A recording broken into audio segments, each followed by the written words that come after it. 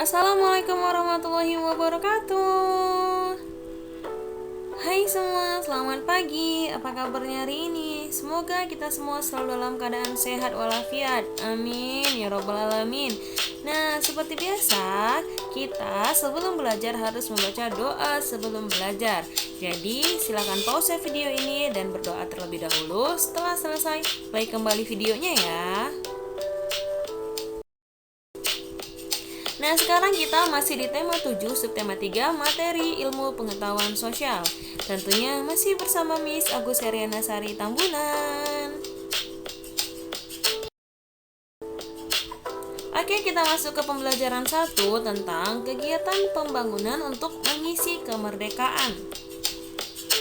Tujuan dan cita-cita Indonesia yang tercantum adalah Pancasila dan Undang-Undang Dasar 1945, yaitu mewujudkan keadilan dan kemakmuran yang merata bagi masyarakat Indonesia material maupun spiritual.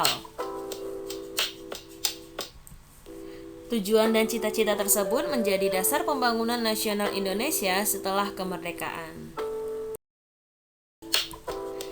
Nah, pembangunan dapat diartikan sebagai suatu proses yang dilakukan oleh manusia untuk memperbaiki tingkat kehidupannya secara material maupun non-material atau spiritual.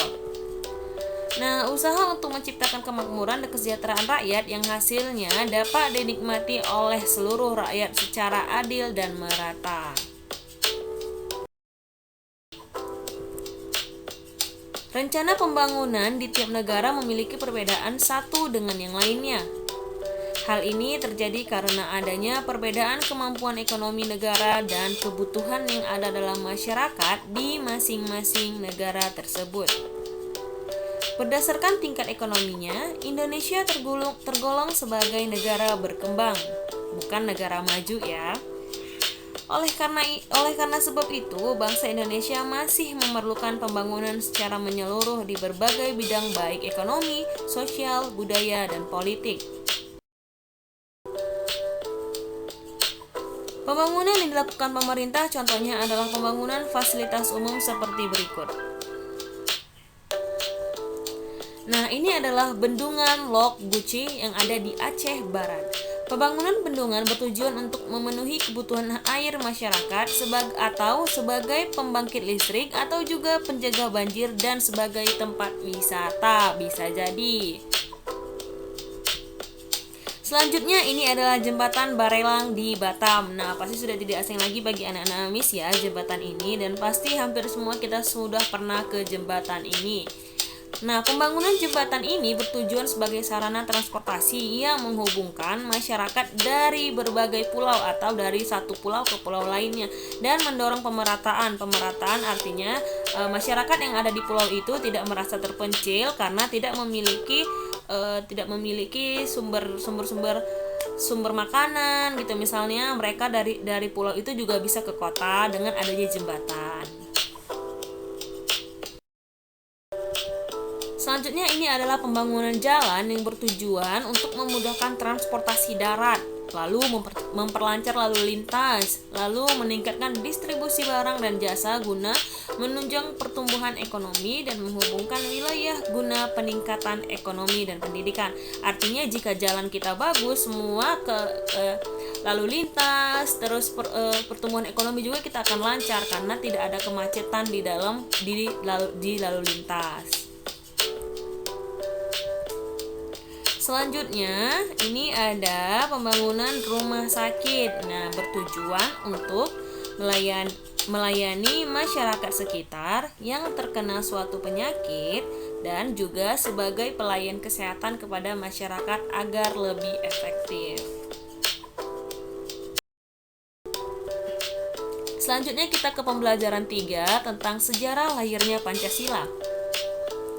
Mulai terdesaknya posisi Jepang dalam Perang Asia Timur membuat parlemen Jepang mulai menjanjikan pemberian kemerdekaan kepada wilayah jajahannya di Hindia Timur, yaitu Indonesia. Untuk menindaklanjuti hal tersebut, maka dibentuklah BPUPKI, yaitu Badan Penyelidik Usaha-usaha Persiapan Kemerdekaan Indonesia pada tanggal 1 Maret 1945. BPUPKI dibentuk dengan tujuan untuk mempelajari dan menyelidiki hal-hal penting yang berkaitan dengan pembentukan negara Indonesia. Sidang pertama BPUPKI yang dilaksanakan pada tanggal 19 Mei sampai 1 Juni 1945 itu membahas tentang rancangan dasar negara. Nah, terdapat 3 tokoh yang mengajukan pendapatnya tentang dasar negara Indonesia seperti berikut ini. Sekarang kita perhatikan tanggal penyampaian usulannya, yaitu tokoh ini tanggal penyampaian usulannya yaitu tanggal 29 Mei 1945. Nama tokohnya adalah Mr. Muhammad Yamin. Dan rumusan dasar negara yang dirumuskan oleh si Muhammad Yamin atau oleh si tokoh maksudnya. Yang pertama, peri kebangsaan, yang kedua, peri kemanusiaan, yang ketiga, peri ketuhanan, yang keempat, peri kerakyatan, dan yang kelima, kesejahteraan rakyat. Ini adalah rumusan dasar negara untuk Pancasila ya. Beberapa tokoh memberikan pendapatnya. Yang pertama si Muhammad Yamin. Lalu yang kedua, pada tanggal 31 Mei 1945 dengan tokoh Profesor Dr. Mr. Supomo, tulisannya Soepomo. Nah, rumusan dasar negara yang dirumuskan oleh si Supomo adalah yang pertama persatuan, yang kedua keseimbangan lahir dan batin, yang ketiga kekeluargaan, yang keempat keadilan rakyat, dan yang kelima musyawarah. Yang terakhir pada tanggal 1 Juni 1945, nama tokohnya adalah Insinyur Soekarno. Yang pertama, rumusan dasar negara yang dia sampaikan yaitu yang pertama, nasionalisme dan kebangsaan Indonesia. Yang kedua, internasionalisme dan peri kemanusiaan. Yang ketiga, mufakat atau demokrasi. Yang keempat, kesejahteraan sosial. Dan yang kelima, ketuhanan yang Maha Esa. Jadi ini adalah 3 tokoh yang memberikan rumusan dasar negara untuk Pancasila. Selanjutnya, kelima asas yang diusulkan oleh Insinyur Soekarno itu disebut Pancasila. Yang terakhir, yang terakhir tadi ya, Insinyur Soekarno-nya. Peristiwa tersebut melatar belakangi penetapan hari lahir Pancasila yang kini kita peringati setiap tanggal 1 Juni. Usulan-usulan pada sidang BPUPKI pertama kemudian digodok oleh panitia-panitia untuk mempersiapkan sidang kedua. Sebelum memulai sidang kedua BPUPKI, dibentuklah kembali panitia yang dikenal sebagai Panitia 9. Pada tanggal 22 Juni 1945, Panitia 9 mengadakan rapat yang kemudian menghasilkan rumusan dasar negara yang tercantum dalam Piagam Jakarta. Setelah mendapatkan beberapa perubahan, Pancasila sebagai dasar negara akhirnya pada tanggal 8 Agustus 1945 dituliskan dalam pembukaan Undang-Undang Dasar 1945 yang berbunyi, yang pertama, ketuhanan yang Maha Esa, yang kedua, kemanusiaan yang adil dan beradab, yang ketiga, persatuan Indonesia, yang keempat, kerakyatan yang dipimpin oleh hikmat kebijaksanaan dalam permusyawaratan perwakilan, dan yang kelima, keadilan sosial bagi seluruh rakyat Indonesia. Siapa nih yang tidak hafal sekarang Pancasila karena kita udah lama nggak pernah upacara? Jangan-jangan udah banyak yang lupa nih bunyi Pancasila. Semoga nggak lupa ya. Nah, selanjutnya kita ke pembelajaran 4 tentang upaya melestarikan kebudayaan bangsa Indonesia. Perbedaan budaya sebaiknya tidak menjadi bahan perselisihan dan pertentangan. Kita harus menghormati budaya dari daerah lain. Hal tersebut bertujuan untuk menjaga kedaulatan negara dan ketentraman atau kedamaian dalam hidup bermasyarakat.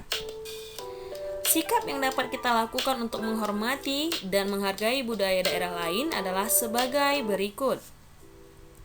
Yang pertama, tidak boleh membangga-banggakan budayanya sendiri. Maksudnya itu, kalau kita sedang berada di Indonesia dan berada di daerah yang berbeda, misalnya kita ini di Batam, kamu bertemu dengan orang Medan di Batam ini, terus kamu banggakan budaya-budaya kamu yang ada di Batam ini dengan orang Medan tersebut. Nah, itu tidak boleh ya. Nah, yang kedua, tidak menjelek-jelekkan budaya daerah lain, apalagi kamu menjelek-jelekkannya, itu sama sekali tidak boleh.